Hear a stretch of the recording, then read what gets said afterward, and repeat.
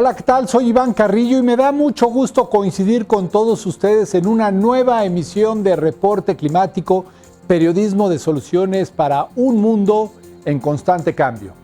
Durante julio de este año, una nutria marina de Santa Cruz, en California, se volvió viral debido a un extraño comportamiento.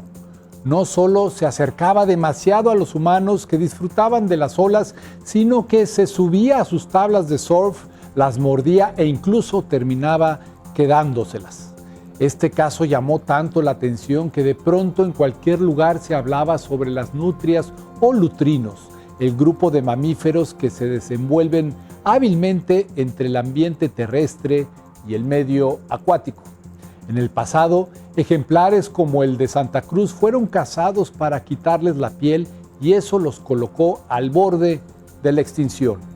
Por fortuna, con el tiempo las poblaciones de nutrias se han ido recuperando. Sin embargo, amenazas crecientes como la contaminación se ciernen sobre ellas. Hoy indagaremos en este tema con la guía del científico mexicano Juan Pablo Gallo Reynoso, quien se ha especializado en su estudio dentro del Centro de Investigación en Alimentación y Desarrollo. Pero antes, les propongo echar un vistazo a las noticias climáticas del planeta. Comenzamos.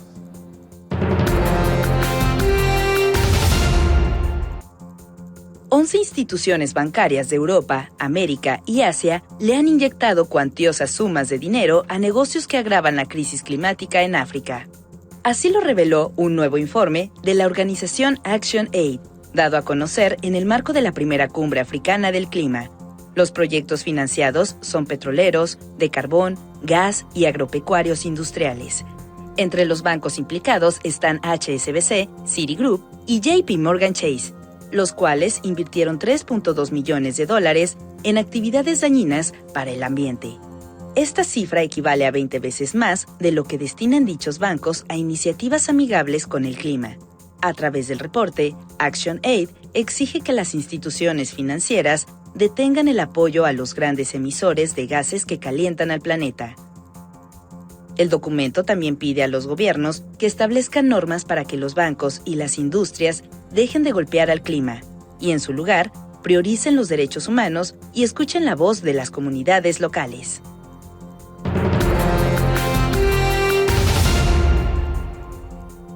Un reciente estudio de la UNESCO ha evidenciado el impacto del cambio climático en la educación de Asia y el Pacífico.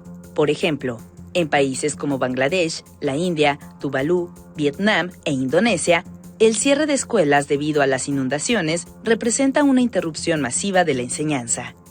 Asimismo, la continuidad de las clases se ve impedida por el uso de las escuelas como refugios de emergencia. Y es que, tan solo en 2021, dicha región concentró el 80% de los desplazamientos forzados por desastres en el mundo. Muchas de estas personas carecen de recursos económicos y las familias se ven obligadas a priorizar la seguridad económica antes que la educación. Las niñas y mujeres, las comunidades rurales y quienes viven con alguna discapacidad o presentan una condición de salud preexistente están entre los más vulnerables a los obstáculos educativos.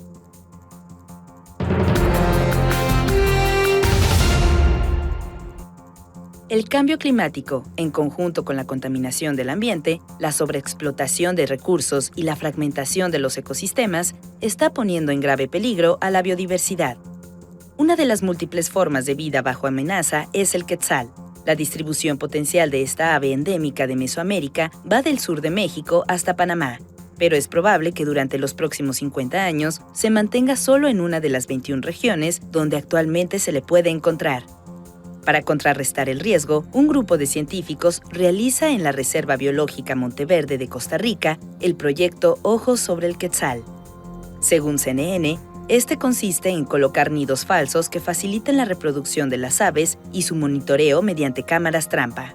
En los 6 años que tiene la iniciativa, el quetzal no ha dejado de visitar los nidos artificiales, y por ello, los científicos del proyecto mantienen la esperanza de conservar a la especie.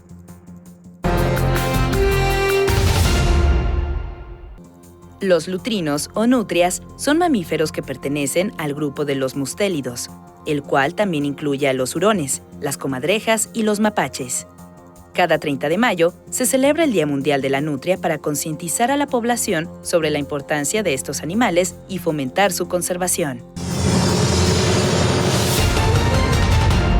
Actualmente existen 13 especies de nutrias distribuidas en muchas partes del mundo, a excepción de la Antártida, Madagascar, Australia, Nueva Zelanda y otras islas de Oceanía.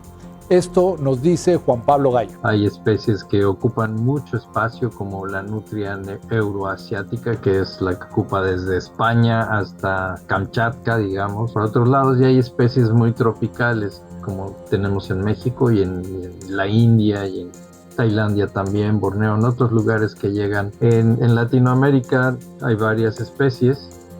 Tenemos 3 en México, que es la nutria neártica, que es la típica nutria de los Estados Unidos, Canadá, Alaska.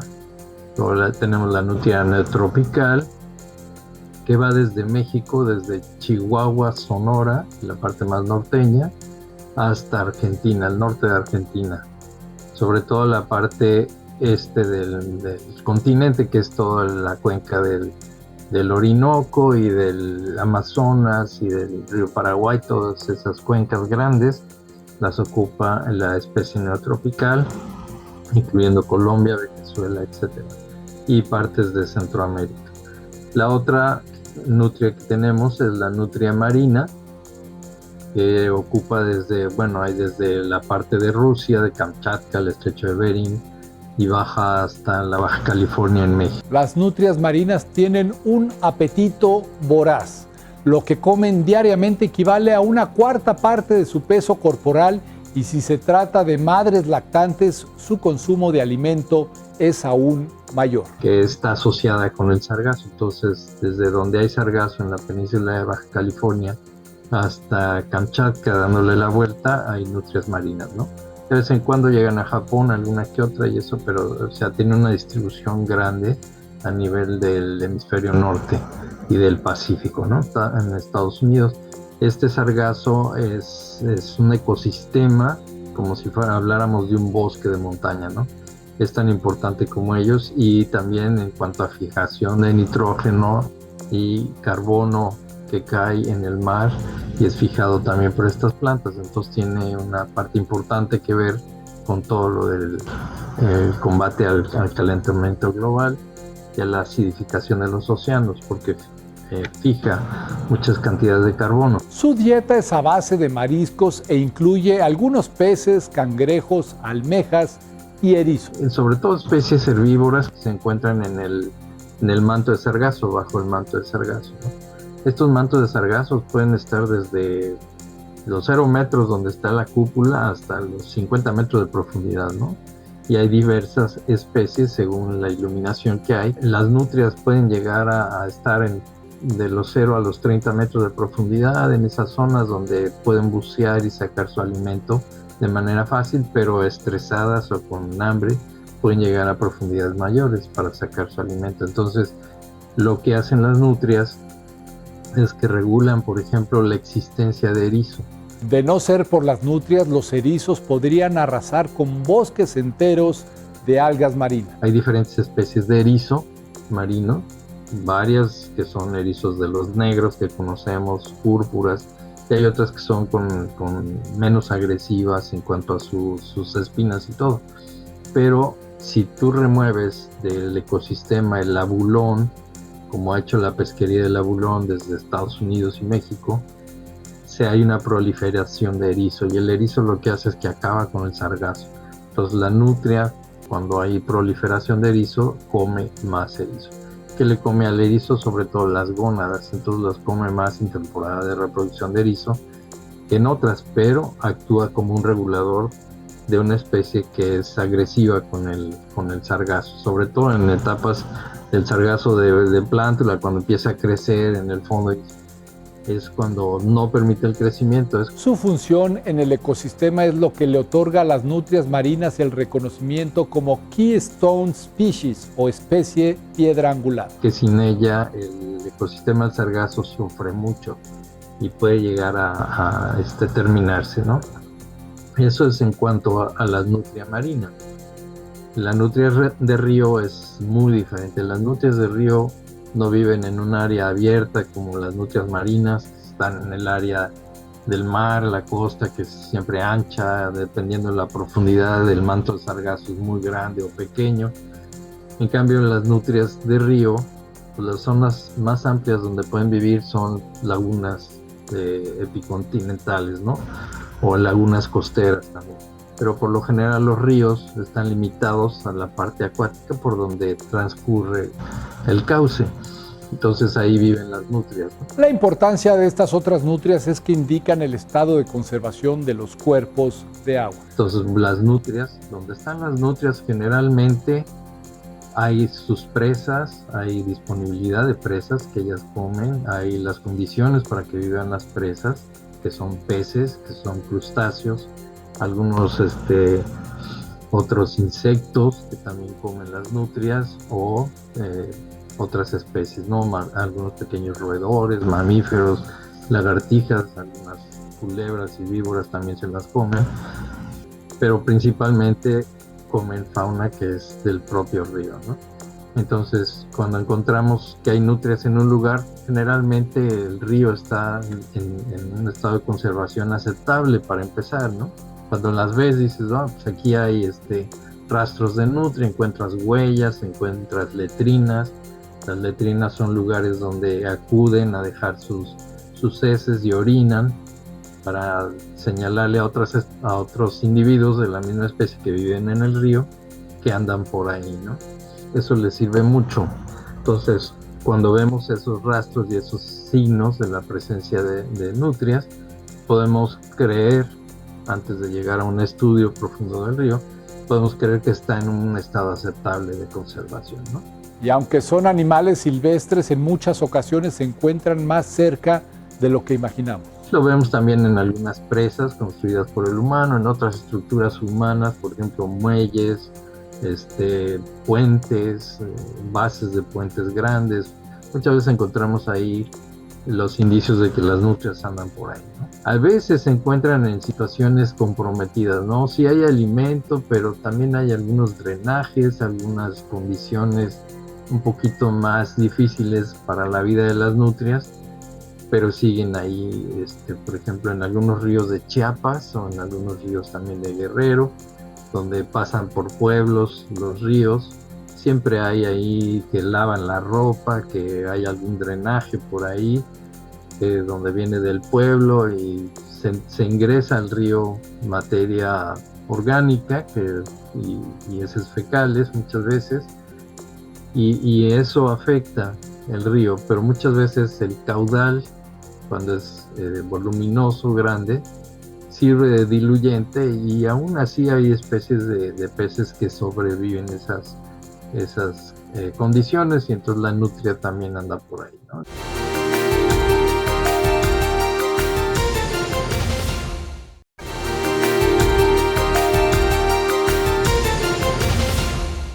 Por mucho tiempo, la nutria marina fue considerada extinta en aguas mexicanas. Sin embargo, científicos y pescadores han reportado su avistamiento en los últimos años.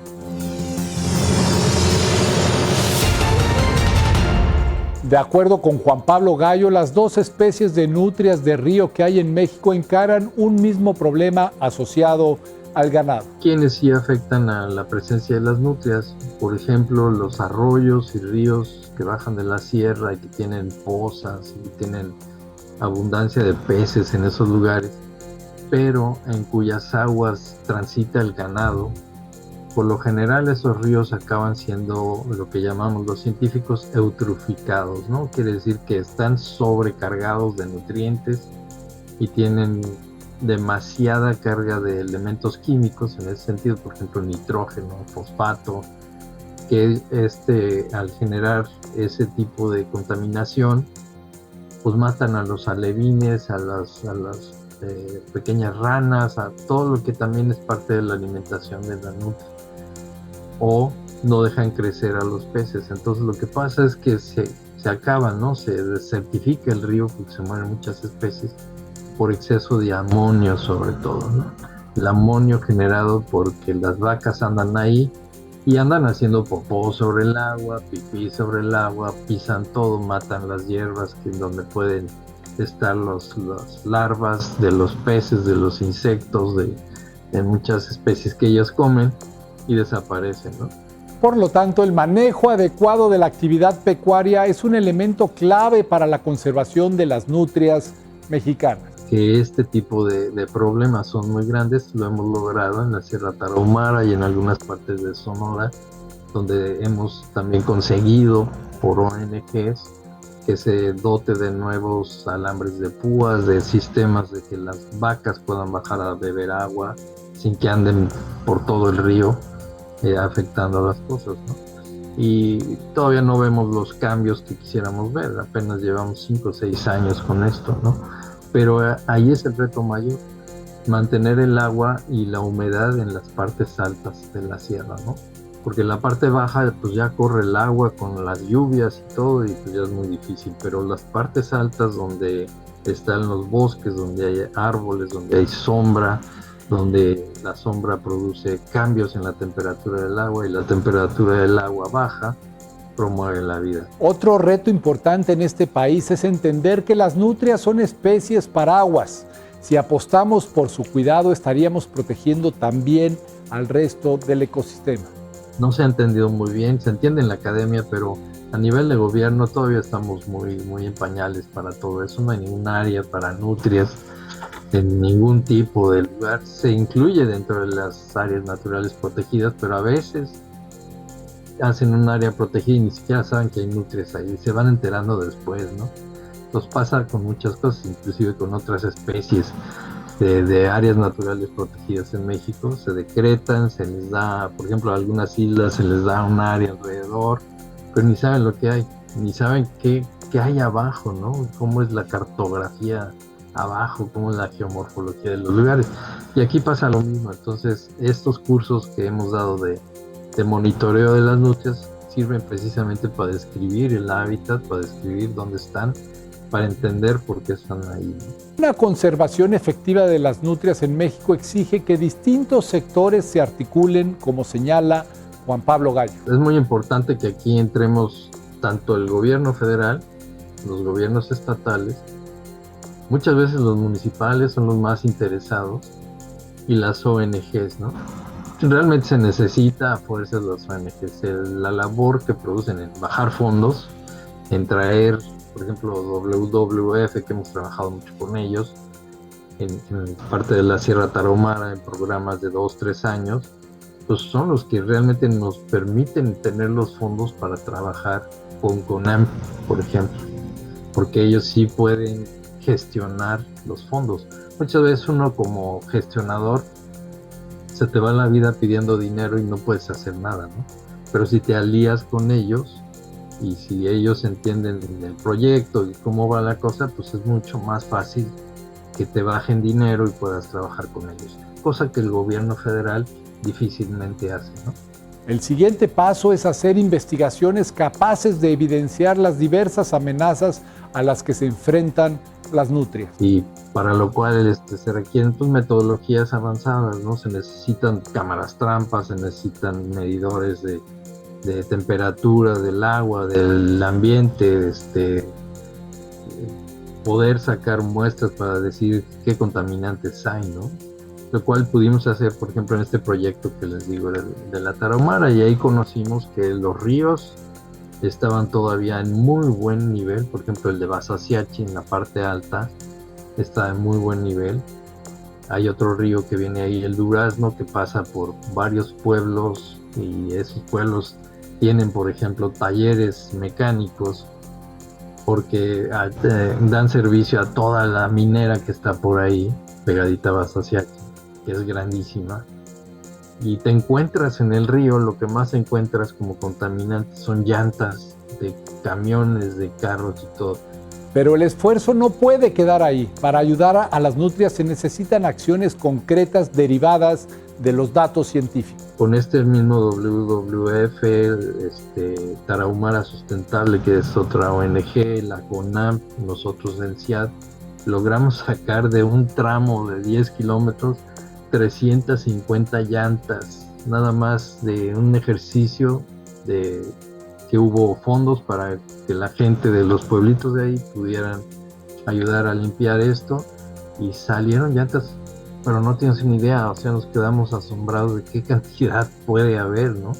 Si dichas medidas de conservación tienen éxito, será notorio en el ambiente, pues recordemos que las nutrias son sus reguladoras. Las nutrias son una especie muy importante en los ríos, ¿no? Sobre todo porque mantienen el equilibrio del ecosistema. Más que nada es el regulador de las especies que hay ahí, ¿no? Cerca de donde encontramos nutrias, por lo general encontramos pozas donde puedes encontrar, donde metemos una cámara submarina, por ejemplo, y filmamos la poza cuando es temporada de aguas buenas, y podemos encontrar 7 especies de peces, algunos de ellos con cantidades de peso ya en masa de alimentación para la nutria de 200, 300 kilos en una poza. Y esto no lo digo para que vayan y los pesquen, sino para que se den cuenta de cómo 9 nutrias que viven cerca de ahí, que sabemos que ahí viven porque tenemos cámaras trampa, identificamos a los diferentes individuos, viven cerca de esa poza, entonces tienen alimento para mucho tiempo. Ir a un sitio donde debería haber nutrias y no encontrarlas definitivamente es una alerta de algo que no anda bien. Pero ¿qué pasa cuando viene una sequía tremenda? Entonces vemos cómo se reduce esa cantidad de alimento y sin embargo las nutrias siguen ahí, ¿no? Entonces nos está diciendo que en la plasticidad del ecosistema, las nutrias nos están diciendo que esa plasticidad es bien importante porque hay mucha producción de biomasa, de alimento, del ecosistema que está funcionando. Mientras esté funcionando el ecosistema, pues todo está bien, ¿no? Si eso se baja o se ensucia o se pierde, pues todos los que viven para abajo, incluyendo a los seres humanos, pues van a tener problemas. El mensaje de Juan Pablo Gallo, especialmente para quienes viven cerca de ríos y arroyos, es muy claro. Todos podemos contribuir a la conservación de las nutrias. Y sucede, ¿no? Y ya cuando los interesas y les dices aquí hay, y hay jaguar, y hay esto y lo otro, no, entonces la gente se pone muy a querer ir contigo a conocer y todo eso. Y eso es muy padre porque tienes una interacción muy valiosa con la gente y empiezan a amar su lugar, ¿no? A verle el porqué, a querer conservarlo. Eso me ha pasado también en la Sierra de Guerrero, allá por Ayutla. Y también hemos trabajado en esa zona y la gente se vuelca a lugares donde antes había todo esto y ahora ya los ríos de repente se convirtieron en drenajes y ahorita están otra vez con la posición de quererlos regresar a como eran, ¿no? Entonces ya hay una conciencia más grande de la gente que empieza a querer ver esas cosas mejor, inclusive como balnearios públicos, ya no como un tiradero de cochinero, ¿no? Entonces todo esto sirve para concientizar a la gente de que hay que cuidar su lugar, ¿no? Gracias por haberme acompañado hasta el final de este reporte climático, el espacio semanal de un periodismo de soluciones para un mundo en constante cambio. Yo soy Iván Carrillo y espero coincidir con ustedes de nuevo muy pronto.